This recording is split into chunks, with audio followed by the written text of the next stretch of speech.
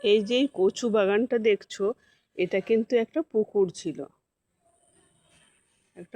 এটা একটা পুকুর ছিল। পুকুরটা আস্তে আস্তে কেউ ব্যবহার করতো না, বা মাছ টাছ ফেলতো না। আগে প্রথমে প্রথমে কিন্তু মাছ ফেলতো, মাছ ধরতো লোকে। আমার বাপের বাড়ির পাশেই পুকুরটা, কিন্তু তারপর আর কেউ ব্যবহার করতো না। রাস্তার ধারের পুকুর এটা। কিন্তু হলে কী হবে, এখন আস্তে আস্তে না ব্যবহার করার জন্য পুরো কচু বন হয়ে গেছে। দেখো, যেন মনে হচ্ছে যে এটা একটা কচু বাগান, কিন্তু নিচেই জল আছে, এখনো অল্প অল্প জল আছে।